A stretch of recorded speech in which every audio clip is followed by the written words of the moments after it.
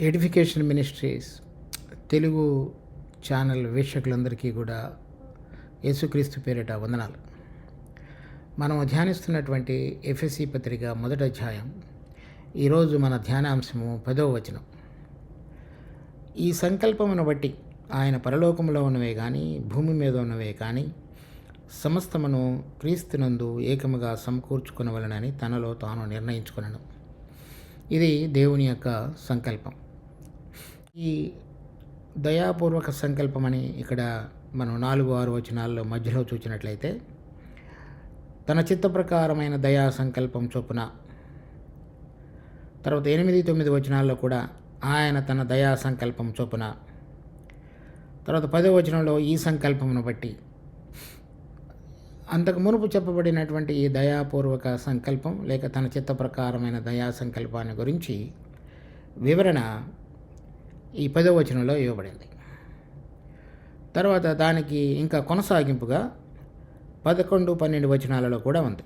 దేవుడు తన చిత్త ప్రకారమైన సంకల్పమును బట్టి కనుక ఈ చెప్పబడినటువంటి ఈ అంశాలు 4-6 వచనాలలో చెప్పబడినటువంటి ముందుగా ఎన్నుకొనుట, ముందుగా నిర్ణయించుట, తర్వాత దానికి ప్రారంభించవలసినటువంటి కార్యం ఆయన రక్తము ద్వారా మన పాపములకు క్షమాపణ కలిగించి ఏమి చేయబోతున్నాడు అనేటువంటి విషయాన్ని ఈ 10-11 వచనాల్లో చెప్పబడింది.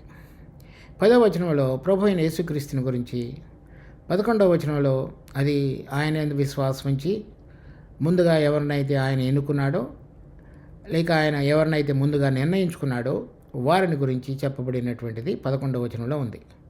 ఈ దయాపూర్వక సంకల్పం అనేటువంటిది 8-9 వచనాల్లో చెప్పబడినప్పుడు కాలం సంపూర్ణమైనప్పుడు జరగవలసిన ఏర్పాటు అని రాయబడి ఉంది. అది తెలుగులో ఏర్పాటు అని వ్రాయబడి ఉన్నది. అది గ్రీకు భాషలో చూసినప్పుడు ఓకేవ్ నోమియా అనేటువంటి పదం వాడబడింది. ఆ పదం తెలుగులో కొన్ని చోట్ల మన బైబిల్లో రాయబడింది. చూడండి, ఎఫెసీ పత్రిక 3వ అధ్యాయం 2వ వచనం. మీ కొరకు నాకు అనుగ్రహింపబడిన దేవుని కృపవశమైన ఏర్పాటును గురించి మీరు విని ఉన్నారు. ఇక్కడ కూడా ఏర్పాటు అని వ్రాయబడింది. మనం చదివినటువంటి 8-9 వచనాల్లో కూడా కాలం సంపూర్ణమైనప్పుడు జరగవలసిన ఏర్పాటు అని రాయబడింది. ఏర్పాటు అనేది మాటకి తెలుగు బైబిల్లో కింద భాగంలో లేక గృహ నిర్వాహకత్వం అని రాయబడింది. అలాగే కొలసీ పత్రిక మొదటి అధ్యాయం 25-26 వచనాలు. దేవుని వాక్యమును అనగా యుగములలోనూ తరములలోనూ మరుగు చేయబడి ఉన్న ఈ మర్మమును సంపూర్ణముగా ప్రకటించుటకు మీ నిమిత్తము నాకు అప్పగింపబడిన దేవుని ఏర్పాటు. ఇక్కడ కూడా ఏర్పాటు అని వ్రాయబడినది, కానీ దాని కింద భాగంలో వ్రాయబడినది గృహ నిర్వాహకత్వము అని.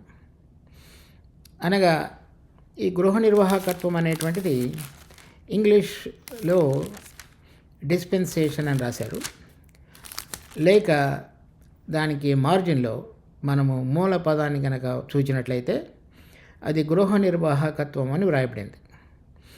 సో గృహ నిర్వాహకత్వం అంటే అడ్మినిస్ట్రేషన్ లేక పరిపాలన, లేక మనకు కలిగినటువంటి అనేక విషయాలలో కార్యకలాపములు నిర్వహించుట అనేటువంటిది మాటకు అర్థం. ఆ మాటకు అది అర్థం. ఇక్కడ మనం చూస్తున్నటువంటి ఈ 10వ వచనంలో ఈ సంకల్పమును బట్టి, ఎఫెసీ పత్రిక మొదటి అధ్యాయం 10వ వచనం, ఈ సంకల్పమును బట్టి అంటే ఆ దయాపూర్వక తన చిత్త ప్రకారమైన దయా సంకల్పం ఏదైతే ఉన్నదో ఆ సంకల్పంలో మొదటి భాగంగా ఆయన మనల్ని ఏర్పరచుకొని ముందుగా నిర్ణయించుకున్నట్టు మాత్రమే కాకుండా అది చివరికి దేని కొరకు అనేటువంటిది కూడా ఇక్కడ చెప్పబడింది.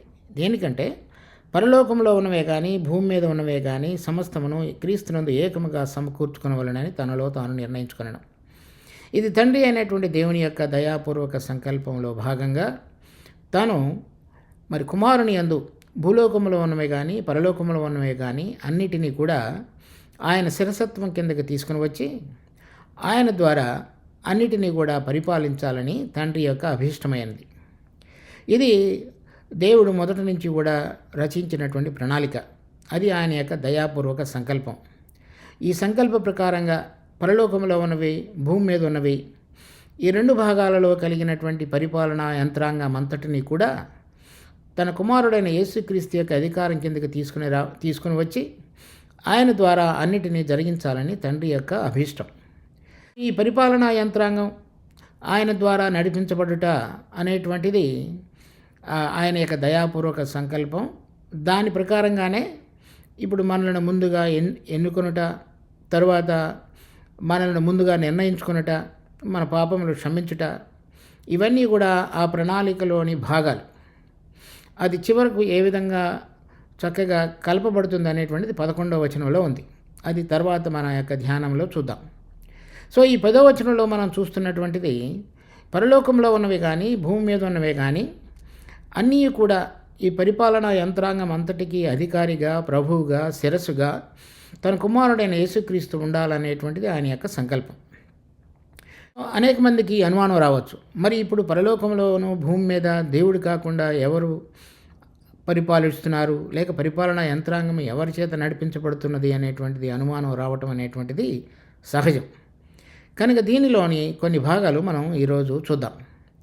మొదటిగా, ఆదిలో దేవుడు సృష్టించినప్పుడు ఈ దేవుని యొక్క పరిపాలనా యంత్రాంగం మరి పరలోకంలో ఎలా ఉంది, భూమి మీద ఎలా ఉన్నది అనేటువంటి అంశాలు, తర్వాత ఇప్పుడు ఎలా ఉన్నాయి అనేటువంటి అంశాలు, తర్వాత రాబోయే దినాలలో దేవుడు వీటన్నిటినీ కూడా ప్రభు అయిన యేసుక్రీస్తు యొక్క శిరసత్వం కింద సమకూర్చుకొని ఆయన ద్వారా ఈ పరిపాలన భూలోకంలో పరలోకంలో కూడా నడిపించాలని కోరుతున్నాడనే అంశాన్ని మనము కొంత వివరంగా చూద్దాం. అప్పుడు దీనిలో దేవుని యొక్క ప్రణాళిక, ఆయన యొక్క సంకల్పాన్ని సంపూర్ణంగా మనం గ్రహించగలిగినట్లయితే మన హృదయాలు దానిలో మనం పాలివారమైన మనకు ఎటువంటి స్తుతి ఆరాధనలతో, కృతజ్ఞతా భావంతో, అంకిత భావంతో, సమర్పణతో మనం క్రైస్తవ జీవితాన్ని జీవించగలగటానికి మనకి ఇవన్నీ కూడా దోహదపడతాయి. కనుక మొదటిగా ఆదిలో భూమి ఆకాశమును దేవుడు సృష్టించినప్పుడు ఈ పరిపాలన అంతయు కూడా తన కుమారుడైనటువంటి భుజముల మీద ఉండేది. చూడండి, మొదటిలో యోహాను సువార్త 1వ అధ్యాయం 3వ వచనం. కలిగి ఉన్నదేదియు ఆయన లేకుండా కలగలేదు. తర్వాత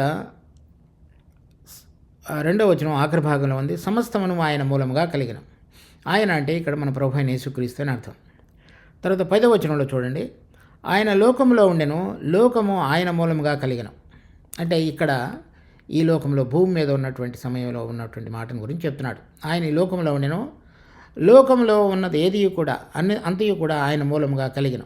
కొలసీలు రాసిన పత్రిక 1వ అధ్యాయం 16వ వచనం,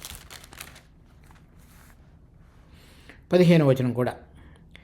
ఆయన అదృశ్య దేవుని స్వరూపి అయి సర్వ సృష్టికి ఆద సంభూతుడై అన్నాడు. మన ప్రభు అయిన యేసుక్రీస్తుని గురించి చెప్పబడినటువంటి మాట. ఏలయనగా ఆకాశమందున్నవి భూమి అందున్నవి దృశ్యమైనవి కానీ అదృశ్యమైనవి కానీ, అవి సింహాసనములైనను, ప్రభుత్వములైనను, ప్రధానులైనను, అధికారములైనను సర్వమును ఆయన యందు సృజింపబడిను. సర్వమును ఆయన ద్వారాను ఆయనను బట్టి సృజింపబడిను.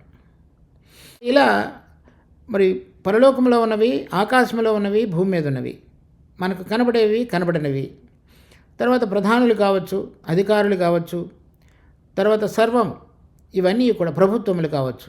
అంటే ఆయన తన ప్రభుత్వాన్ని నిర్వహించడానికి అవసరమైనటువంటి ఈ 4 రకాలైనటువంటి తరగతులు ఇక్కడ చెప్పబడ్డాయి.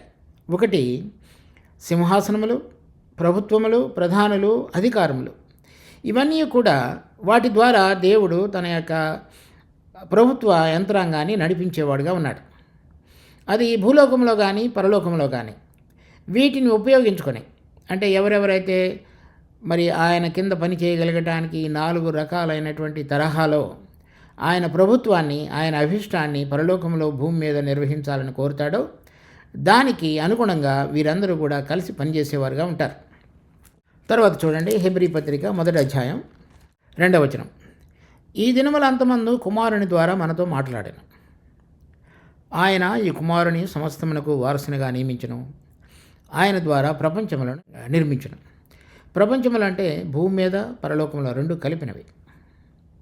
ఇక్కడ ఆయన వాటన్నిటిని కూడా నిర్మించడం మాత్రమే కాకుండా ఆ కుమారుని సమస్తమునకు వారసునిగా నియమించను. అంటే భూలోకములోను పరలోకములోను రెండింటిలో కూడా ఆయన అధికారిగా ఉండటం అనేటువంటిది తండ్రి అయినటువంటి దేవుడు నిర్ణయించి ఉంచినటువంటి విషయం. కానీ ఆ విధంగా ఇప్పుడు అటువంటిది విధంగా జరగటం లేదు. ఎందుచేతనంటే ఈ అపవాది అంటే దేవునికి విరోధిగా లేచినటువంటి, లేక దేవుని స్థానంలో ఉండాలని కోరినటువంటి, లేక తండ్రి అయినటువంటి దేవుడు కుమారుడిని వారసుడిగా నియమించుట అనేటువంటి దానిని జీర్ణించుకోలేకుండా తను వారసుడిగా ఉండాలనే కోరికను బట్టి ఆ ఉన్నత స్థలం మీద దేవుని యొక్క సింహాసనంలో తను అధికంగా హెచ్చించుకొని అక్కడ ఉండాలనే చూసినటువంటి దాని ప్రకారంగా అతడు దేవునికి వ్యతిరేకంగా లేచినవాడుగా ఉన్నాడు. చూడండి, మన ప్రభువు మరి దేవుని యొక్క సింహాసనము యిర్మీయా గ్రంథం 17వ అధ్యాయం 12వ వచనం, ఉన్నత స్థలము నుండి మహిమగల సింహాసనము మొదటి నుండి మా పరిశుద్ధాలయ స్థానం. మన తండ్రి అయినటువంటి దేవుడు ఉండేటువంటి స్థలం అది. అక్కడ మన ప్రభు అయిన యేసుక్రీస్తు కూడా ఉండేటువంటి వాడుగా ఉన్నాడు. చూడండి, కొలస్సీలకు రాసిన పత్రిక 2వ అధ్యాయం 9వ వచనం, ఏలయనగా దేవత్వం యొక్క సర్వ పరిపూర్ణత శరీరముగా క్రీస్తునందు నివసించుచున్నది. కనుక ఆయన మరి దేవత్వం యొక్క సర్వపరిపూర్ణత ఆయనలో నివసించి ఆయన సింహాసనాసీనుడయ్యండి సమస్తమును నిర్వహించుతున్నటువంటి వాడుగా ఉన్నాడు.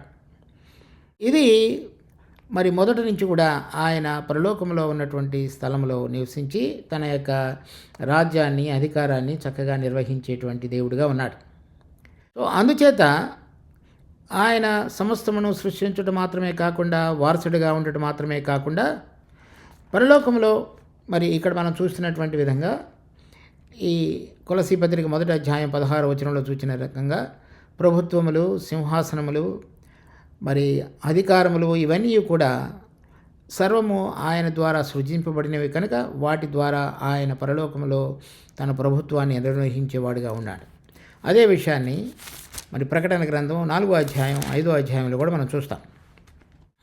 4వ వచనం, సింహాసనము చుట్టూ 24 సింహాసనములుండెను. ఈ సింహాసనములందు 24 పెద్దలు తెల్లని వస్త్రములు ధరించుకొని తమ తలల మీద సువర్ణ కిరీటములు పెట్టుకున్న వారై కూర్చుండిరి. ఈ విధంగా అక్కడ ఉన్నటువంటి పరలోకములో ఉన్నటువంటి 24 సింహాసనాలు, ఆ సింహాసనముల మీద ఉన్నటువంటి పెద్దలు, వారందరి ద్వారా దేవుడు తన ప్రభుత్వ యంత్రాంగాన్ని నడిపించేవాడుగా పరలోకంలో ఉన్నాడు. తర్వాత ఆయన భూమి మీద కూడా తన ప్రభుత్వాన్ని నిర్వహించేటువంటి వాడు. చూడండి, ఏబుతో మాట్లాడినప్పుడు ఏబు గ్రంథం 38వ అధ్యాయం 33వ వచనం, ఆకాశ మండలపు కట్టడలను నువ్వు ఎరుగుదువా, దానికి భూమి మీద గల ప్రభుత్వమును నీవు స్థాపింపగలవా. అంటే పరలోకంలో ఉన్నటువంటి స్థలాలలో ఉన్నటువంటి ప్రభావము భూమి మీద ప్రభుత్వాన్ని స్థాపించేదిగా ఉన్నది. అందుచేత పరలోకములో ఆయన సింహాసనములు, ప్రభుత్వములు, అధికారములు ద్వారా నిర్వహించేటువంటి దేవుడు, తన ప్రభుత్వ యంత్రాంగాన్ని నడిపించేటువంటి దేవుడు భూమి మీద ఆయన యొక్క ప్రభుత్వాన్ని స్థాపించేటట్టుకు వాటిని వాడుకునేవాడుగా ఉన్నాడు. దాని తర్వాత మనం చూసినట్లయితే దానియేలు గ్రంథం 4వ అధ్యాయం 25-26 వచనాలు,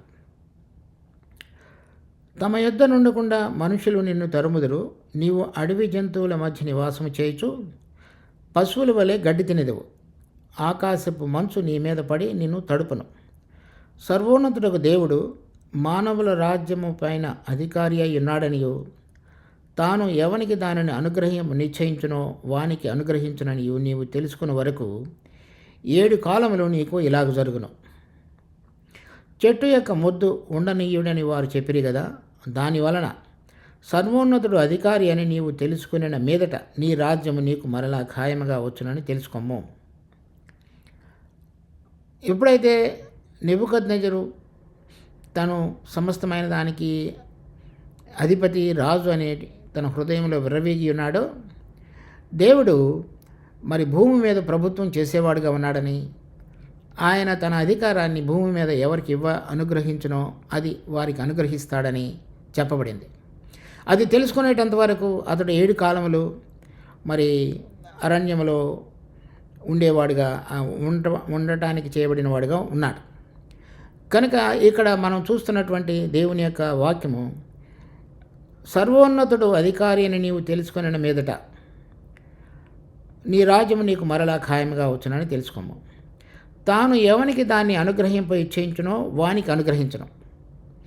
అనగా భూలోకంలో కూడా మరి తనకు కలిగినటువంటి సింహాసనములు, ప్రభుత్వములు, అధికారుల ద్వారా ఈ భూమి మీద ప్రభుత్వాన్ని తండ్రి అయినటువంటి దేవుడు నడిపించేవాడుగా ఉన్నాడు. తర్వాత చూస్తే అది నూతన నిబంధనలో రోమీ పత్రిక 13వ అధ్యాయంలో ఇలా ఉంది. రోమీలు రాసిన పత్రిక 13వ అధ్యాయం 1వ వచనం నుంచి, ప్రతివాడును పై అధికారులకు లోబడి ఉండవలెను, ఏలయనగా దేవుని వలన కలిగినది తప్ప మరి ఏ అధికారమును లేదు. ఉన్న అధికారములు దేవుని వలననే నియమింపబడి ఉన్నవి. కనుక ఇక్కడ కూడా ఉన్నటువంటి అధికారములన్నీ కూడా దేవుని చేత నియమించబడ్డాయి.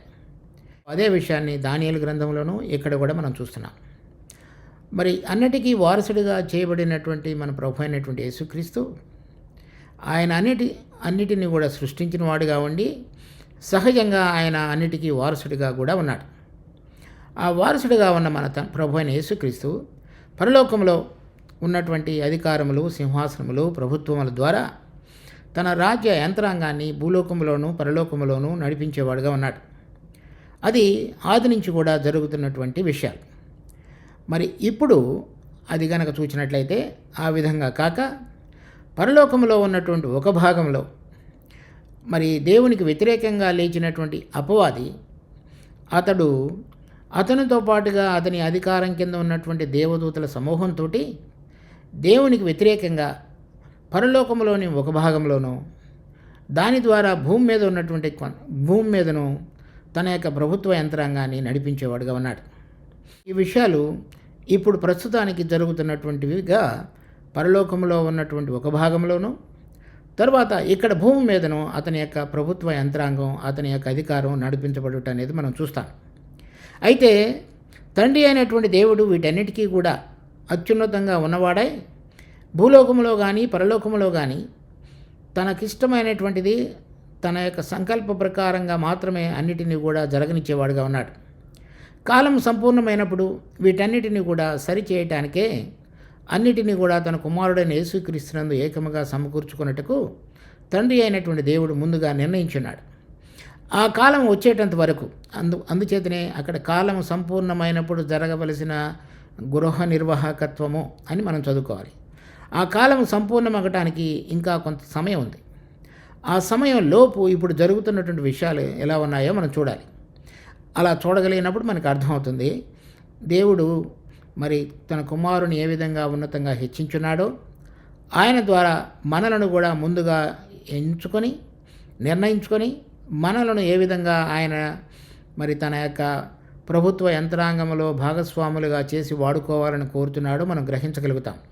ఇప్పుడు మనం చూడబోయేటువంటి అంశంలో ఆయన ఇప్పుడు జరుగుతున్నటువంటిది మనము గమనించాలి. అంటే అపవాది ఎక్కడ ఏ విధంగా పనిచేస్తున్నాడు అనేటువంటిది. పరలోకంలోని ఒక భాగంలో అతను ఉండి అతనితో పాటుగా ఉన్నటువంటి కొంతమంది దేవదూతల సమూహాన్ని దేవునికి వ్యతిరేకంగా లేపిన వాడుగా ఉన్నాడు. చూడండి, ప్రకటన గ్రంథం 12వ అధ్యాయం 3వ వచనం. అంతట పరలోకమందు ఇంకొక సూచన కనబడెను. ఇదిగో ఎర్రని మహాఘట సర్పము, దానికి 7 తలలు 10 కొమ్ములు ఉండెను. దాని తలల మీద 7 కిరీటములుండెను. దాని తోక ఆకాశ నక్షత్రములలో 3వ భాగమును ఈడ్చి వాటిని భూమి మీద పడవేసెను. అతను ఎవరు అనేటువంటిది ఇక్కడ చెప్పబడింది 9వ వచనంలో. కాగా సర్వలోకమును మోసపుచ్చుచు అపవాది అనియు సాతాను అనియు పేరుగల ఆది సర్పమైన మహాఘట సర్పము పడద్రోయబడను. ఈ ఆది సర్పం అనేటువంటిది మరి ఆదికాండం 3వ అధ్యాయంలో కూడా చూస్తాం. ఈ ఘట సర్పము పరలోకములో దేవుని యొక్క సింహాసనం వద్ద ఉన్నది. అతనితో పాటుగా పరలోకములో ఉన్నటువంటి దేవదూతల సమూహంలో 3వ వంతు ఇతని వెంట నడిచిన వారుగా ఉన్నారు. అంటే వారు వారికి నాయకుడైనటువంటి అపవాది, ఘటసర్పము, సాతాను, వీళ్ళందరూ కూడా దేవుని యొక్క కార్యకలాపములకు మరి వేరుగా భిన్నంగా నడిపించేవారుగా ఉన్నారు. ఆకాశ నక్షత్రంలో 3వ భాగమును భూమి మీద పడవేసినంటే వారు భూమి మీద అతనిని, సాతానును దేవుడిగా అనేక మంది హృదయాలలో ఉంచి అతని యొక్క మరి ప్రణాళిక ప్రకారంగా భూమి మీద విషయాలు జరగటానికి వాడబడేటువంటి వారు అని అర్థం. ఇక్కడ చెప్పబడినటువంటి పరలోకములో ఉన్నటువంటి అపవాది, అతని దూతలను మనం ఇక్కడ చూస్తున్నాం. దాని తర్వాత ఎఫెసీ పత్రిక 2వ అధ్యాయం 2వ వచనం, మీరు వాటిని చేయుచు వాయుమండల సంబంధమైన అధిపతిని, అనగా అవిధేయులైన వారిని ఇప్పుడు ప్రేరేపించే శక్తికి అధిపతిని అనుసరించి ఈ ప్రపంచ ధర్మం చొప్పున నడుచుకుంటుంది. ఇక్కడ కూడా ఈ వాయుమండల సంబంధమైనటువంటి అధిపతి, అతడు భూలోకంలో ఉన్నటువంటి వారందరినీ కూడా ప్రేరేపించి దేవునికి వ్యతిరేకంగా లేపేటువంటి అతని యొక్క పని. తర్వాత 6వ అధ్యాయంలో కూడా చూడండి, ఎఫెసీ పత్రిక 6వ అధ్యాయం 12వ వచనం, ఏలైనగా మనము పోరాడునది శరీరులతో కాదు కానీ ప్రధానులతోనూ అధికారులతోనూ ప్రస్తుత అధికార సంబంధులకు లోకనాథులతోనూ ఆకాశ మండలమందున్న దురాత్మల సమూహముతోనూ పోరాడుచున్నాం. అతనితో పాటుగా 3వ వంతు ఆకాశ నక్షత్రములు లేక దేవదూతలు, ఈ పడిపోయినటువంటి సమూహం అంతటినీ కూడా పౌలు ఇక్కడ వారందరినీ కూడా దురాత్మల సమూహం అని మాట్లాడుతున్నాడు. తర్వాత అక్కడ అతనితో పాటుగా ఉన్నటువంటి లోకనాథులు కొంతమంది ఉన్నారు. తర్వాత కొంతమంది అతనితో పాటు ప్రధానులు ఉన్నారు, అధికారులు కూడా ఉన్నారు. కనుక ఇతడు మరి దేవుడు నడిపించాలని చూస్తున్నటువంటి ప్రభుత్వ యంత్రాంగానికి సమాంతరంగా ఒక వేరైనటువంటి ప్రభుత్వాన్ని ఈ ఆకాశ మండలమందు భూమి మీద నడిపించేవాడుగా ఉన్నాడు. ఇది ఇప్పుడు జరుగుతున్నటువంటిది. అందుచేతనే పౌలు ఈ 2వ అధ్యాయంలో, 6వ అధ్యాయంలో, తర్వాత మరి అపోస్తలుడైన యోహాను తాను చూచినటువంటి దర్శనంలో పరలోకములో ఉన్నటువంటి అపవాదిని గురించి కూడా చెప్తున్నాడు. ఇలా పరలోకములో ఉన్నటువంటి లేక ఆకాశ మండలం ఉన్నటువంటి దురాత్మల సమూహము ఏ విధంగా ఈ భూమి మీద కూడా పనిచేస్తుంది అనేటువంటిది మనం చూడాలి. చూడండి, లూకా సువార్త 4వ అధ్యాయం 5వ వచనం నుంచి, అప్పుడు అపవాది ఆయనను తీసుకుని పోయి భూలోక రాజ్యములన్నిటినీ 1 నిమిషంలో ఆయనకు చూపించి, ఈ అధికారమంతయు ఈ రాజ్యముల మహిమను నీకిత్తును, అది నాకు అప్పగింపబడి ఉన్నది, అది ఎవనికి నేను ఇయ్యగోరుదునో వానికిత్తును.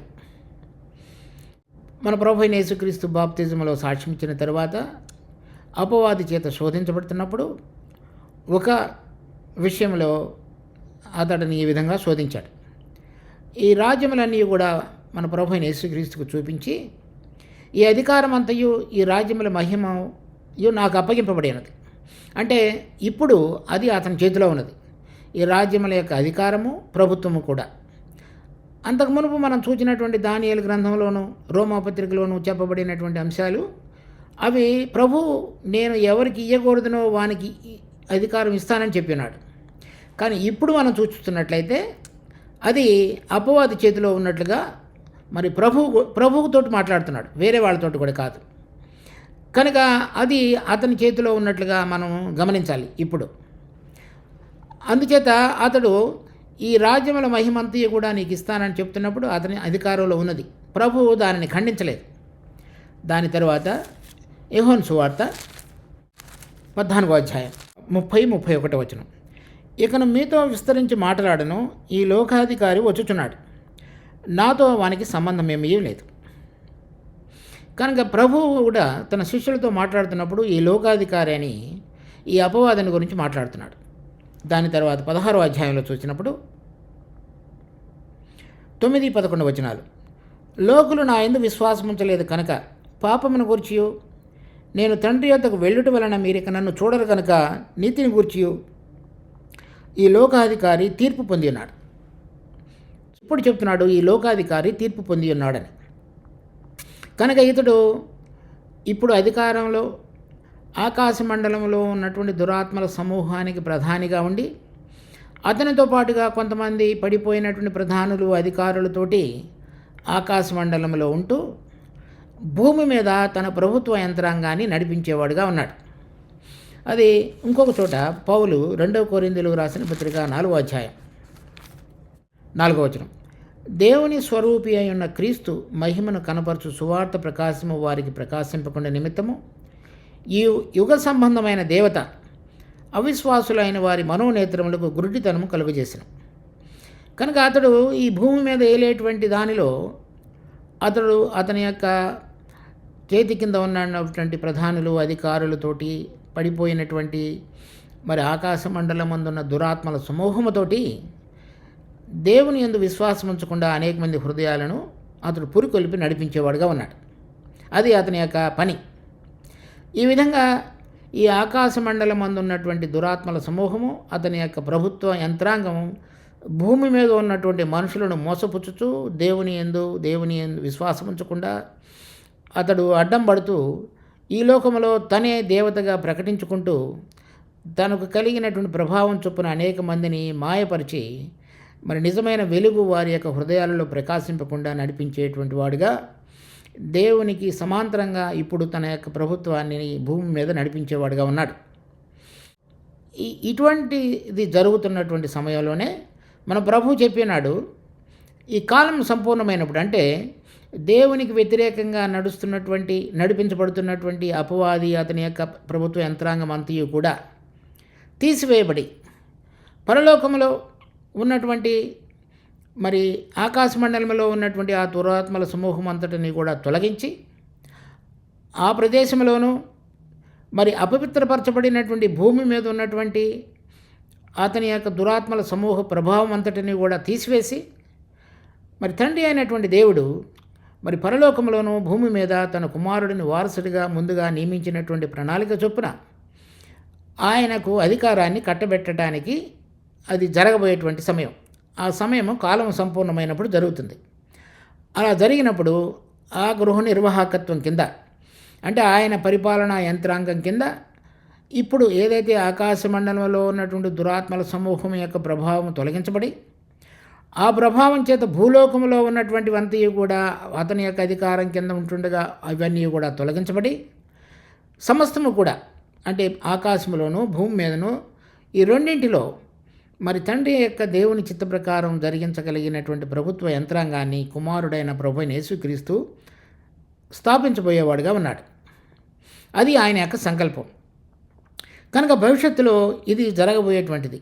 అందుచేత ముందుగానే మనం చూసినట్లయితే ఫిలిప్పీ పత్రిక 2వ అధ్యాయం 9-10 వచనాలు, అందుచేత పరలోకముందున్న వారిలో కానీ, అంటే ఇప్పుడు ఉన్నటువంటి దేవునికి సహకరించి ఆయనతో పాటుగా ఉన్న ప్రధానులు, ప్రభుత్వాలు, సింహాసనులు, అధికారములు వారు కానీ, తర్వాత భూమి మీద ఉన్న వారిలో కానీ, అంటే ఇక్కడ ఉన్నటువంటి ప్రభుత్వ యంత్రాంగం కానీ, భూమి కింద ఉన్న వారిలో కానీ, అంటే పాతాళము కానీ, ప్రతివాని మోకాలను యేసునామమున వంగునట్లు ప్రతివాని నాలుక తండ్రి అయిన దేవుని మహిమార్థమై యేసుక్రీస్తు ప్రభువుని ఒప్పుకొనున్నట్లు దేవుడు ఆయనను అధికముగా హెచ్చించి ప్రతి నామమునకు పై నామమును ఆయనకు అనుగ్రహించును. మనం చదువుతున్నటువంటి ఎఫెసీ పత్రిక 1వ అధ్యాయం 10వ వచనంలోనూ ఇదే అంశం. పరలోకంలో ఉన్నవే కానీ భూమి మీద ఉన్నవే కానీ ఏకముగా క్రీస్తునందు సమకూర్చుకున్న వలన ఇంకొక భాగాన్ని కూడా జతపరిచాడు పౌలు. అది భూమి కింద ఉన్న వాటిలో కానీ. ఇవన్నిటి కూడా మరి రాబోయే దినాలలో మరి భవిష్యత్తులో ఈ చెప్పబడినటువంటి ప్రకటన మరి అది యథార్థతను ధరించుకొని అటువంటి విధంగా దేవుని యొక్క ప్రభుత్వము భూలోకంలో పరలోకంలో పనిచేసేటువంటిదిగా చేయబడుతుంది. దాని తర్వాత మనం చూస్తే ప్రకటన గ్రంథం 5వ అధ్యాయం. ఇక్కడ ఉన్నటువంటి అనేక మంది దేవదూతల సమూహము ఈ విధంగా ప్రభువుని గురించి పాడుతున్నారు. 12వ వచనం, వారు వధింపబడిన గొర్రెపిల్ల శక్తియు ఐశ్వర్యమును జ్ఞానమును బలమును ఘనతయు మహిమయు స్తోత్రమును పొంద అర్హుడని గొప్ప స్వరముతో చెప్పుచుండరి. అంతటా పరలోకమందును భూలోకమందును భూమి క్రిందను సముద్రములోను ఉన్న ప్రతి సృష్టము అనగా వాటిలో ఉన్న సర్వమును సింహాసనాసీనుడై ఉన్న వానికిని గొర్రెపిల్లకును స్తోత్రమును ఘనతయు మహిమయు ప్రభావమును యుగ యుగములు కలుగునుగా కానీ చెప్పుట వింటిని.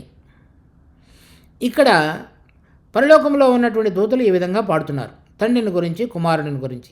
ఏమనంటే పరలోకమందు, అది మనం ఈ ఎఫెసీ పత్రిక 1వ అధ్యాయం 10వ వచనంలోను, ఫిలిప్పీలకు రాసిన పత్రిక 2వ అధ్యాయం 9-10 వచనాల్లోనూ చూశాం. పరలోకమందు, భూలోకమందును, భూమి క్రింద అనగా ఈ పాతాళంలోను, తర్వాత సముద్రంలోను అంటే దాని కింద ఉన్నటువంటి ఇంకొక భాగం సముద్రంలోను ఉన్న ప్రతి సృష్టము, దానిలో ఉంచబడినటువంటి ప్రతిదీ కూడా, అనగా వాటిలో ఉన్న సర్వమును సింహాసనాసీనుడైన వానికి గొర్రెపిల్లకు స్తోత్రం. ఎప్పుడైతే అపవాది అతని దూతలందరూ కూడా మరి ప్రకటన గ్రంథం 12వ అధ్యాయంలో సూచన రీతిగా భూమి మీద పడవేయబడి, దాని తరువాత చూడండి ఇక్కడ ఆ విషయాలు కూడా చూద్దాం.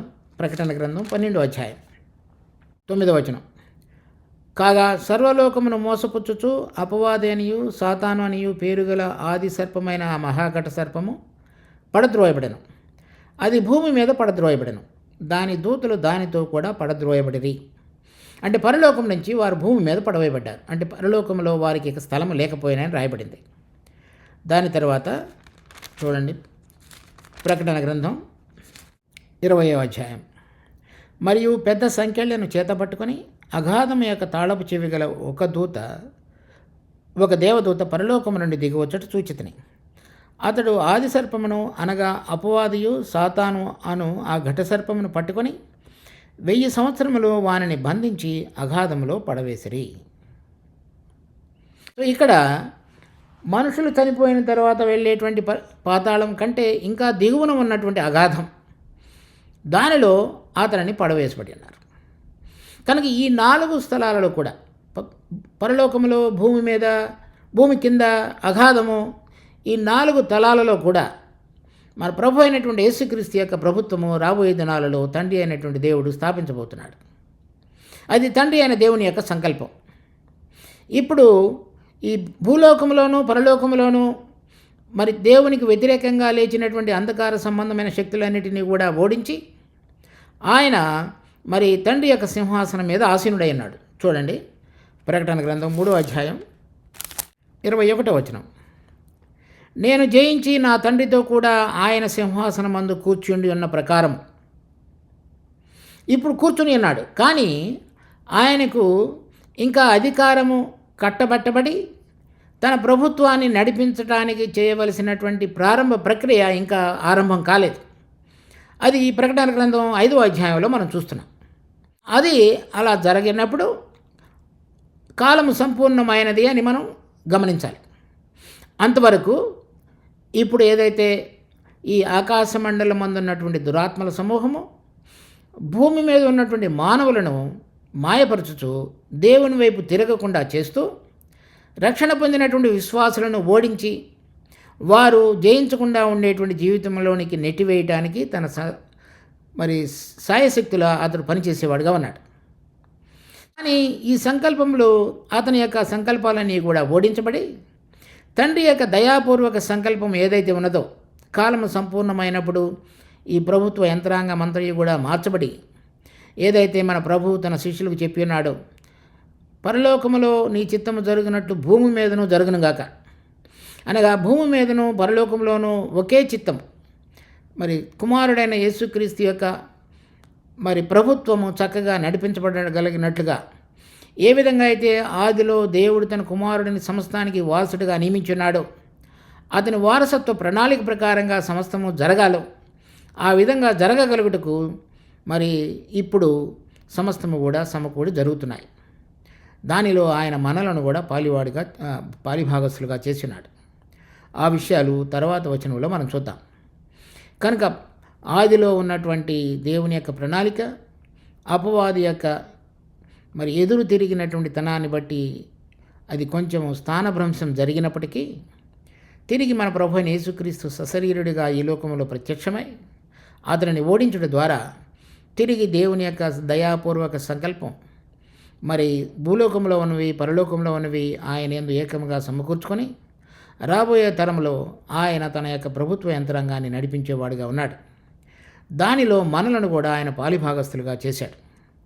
అది ఎంతో గొప్ప ఉన్నతమైనటువంటి దేవుని యొక్క సంకల్పం కనుక దానికి మనం గుర్తెరిగి దీని యొక్క విలువను గ్రహించి మరింత అంకిత భావంతో ప్రభువుని సేవించుతూ ఆయనకు లోబడుతూ మరి ఆయన యొక్క ప్రణాళిక ప్రకారంగా మనం అందరం కూడా జీవించగలగటానికి దేవుడు మనకు సహాయపడిన గాక. ప్రార్థించుకుందాం. మా జీవం కలిగిన తండ్రి, మీకెంతో వందనాలు. మీ కృపలో ఇచ్చిన ఈ భాగాన్ని బట్టి స్తుతిస్తోత్రాలు. దీన్ని మా కొరకే ఆశీర్వదించి మరి దీని యొక్క పూర్తి అవగాహనలోనికి రాగలిగి మేము చక్కగా నీ కొరకు జీవించగలగటానికి పనికి రాగలిగిన విధంగా మా జీవితాలను కట్టమని మమ్మల్ని నడిపించి ఆశీర్వదించమని కోరుతూ మా రక్షకుడు ప్రభువైన యేసు నామమున అడుగుతున్నాం తండ్రి. ఆమేన్.